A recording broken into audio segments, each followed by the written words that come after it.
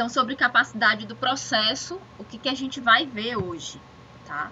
Por que é um assunto importante de ser estudado? Primeira coisa, a gente tem que se preocupar com a estabilidade do processo, tá?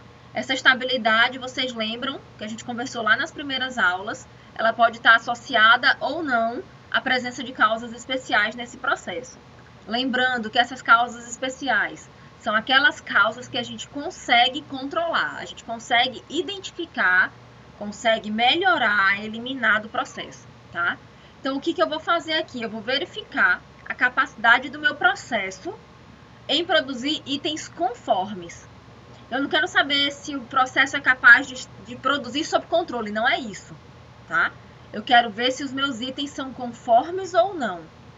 E esses itens vão ser comparados, basicamente, com os limites de especificação, aqueles limites que vêm em projeto, tá?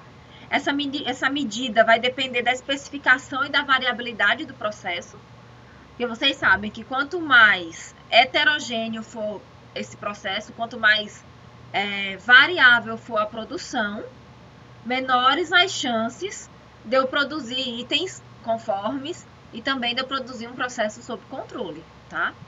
Então, aqui a gente não tem somente a questão das causas especiais, a gente tem o processo inteiro envolvido, tá? Então, mesmo esse processo, na ausência dessas causas especiais, não sei se vocês lembram, acho que foi na aula de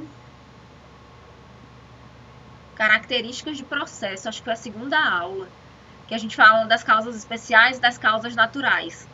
As causas naturais, elas são intrínsecas do processo. É uma variabilidade natural, pequena, que vai manter o processo estável ao longo do tempo.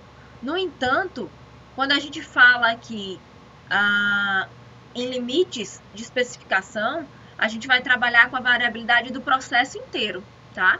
Evidente que quando a gente tem aí a presença de causas especiais, a capacidade do processo ela vai ser altamente afetada, né? Porque eu vou ter já um processo fora de controle e a chance de ter um processo produzindo fora de capacidade é muito alta. Mas, se eu tenho somente causas naturais, ainda assim é possível ter um processo que não seja capaz, tá? É estranho a gente pensar assim, mas acontece. Então, se tenho causas especiais, o número de itens não conformes vai ser aumentado. Então, o número de itens com defeito vai ser maior. E isso compromete o processo produtivo, tá? Lembrando aqui, limite de especificação e limite de controle. Não confundam os dois limites. Eu já vi gente calcular limite de controle para depois pegar o limite de controle e colocar no cálculo de capacidade do processo. Não funciona, tá? Você vai usar o limite de especificação. É que às vezes parece muito simples, porque o limite de especificação ele é dado. Se você estiver fazendo uma prova, ele já vem escrito na prova. Se você estiver numa linha de produção, ele está lá no projeto. Então, é uma coisa que já é entregue para vocês. E aí as pessoas não confiam muito nisso. Que o que é fácil não é verdade, né? Então, mas sim, já é dado, é o limite de especificação. Não confundam isso, tá? Então, aqui se eu tenho X seguindo uma normal com média μ e variância sigma 2, eu espero que 27 em cada 10.000 unidades produzidas caiam fora desses limites de controle. Quando o quê? Quando eu calculo o limite de controle baseado numa amostra, tá? Os limites de controle vão ser baseados na distribuição amostral, do estimador de quem? Da média. Lembrando os cálculos do limite de controle, eu tenho, de forma geral, uma média mais ou menos, um fator de largura, que a gente costuma usar 3, vezes uma variabilidade, tá? Os limites de especificação, no entanto, são estabelecidos pela engenharia, entre aspas, né? No projeto, ou pelos órgãos de especificação, as ABNTs da vida, enfim, vai estar lá já pré-estabelecido. E aí, o que eu quero fazer com esses limites de especificação?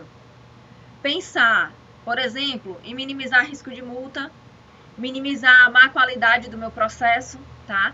Então, se você tem uma capacidade de processo baixa, significa que se vier uma fiscalização, provavelmente você vai ser multado, porque você vai estar produzindo fora ou em desacordo dos limites especificados, tá? O controle de qualidade, a parte de limite de qualidade, ou limite de controle, né? Vai estar relacionado a quê? Vai estar relacionado a somente a empresa. O máximo que ela vai perder, e já seria muito, é a questão da certificação da ISO. Porque para a ISO precisa estar tudo sob controle.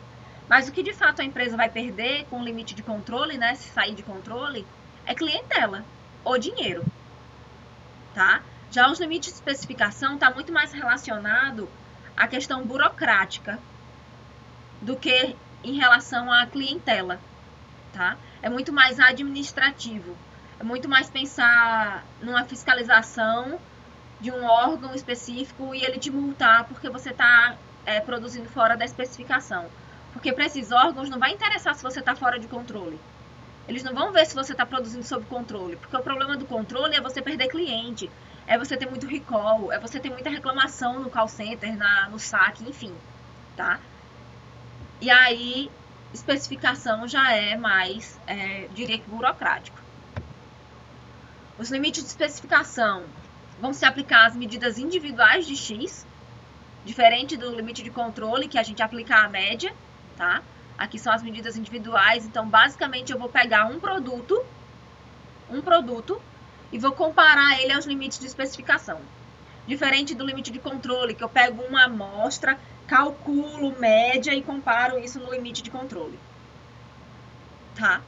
Não vale aqui nesse caso comparar limite de controle com limite de especificação. Não funciona isso. Quando o processo está estável e ajustado, o ideal é que toda a distribuição dessa variável que a gente está analisando esteja dentro dos limites de especificação. Normalmente, os limites de especificação são mais largos do que os limites de controle.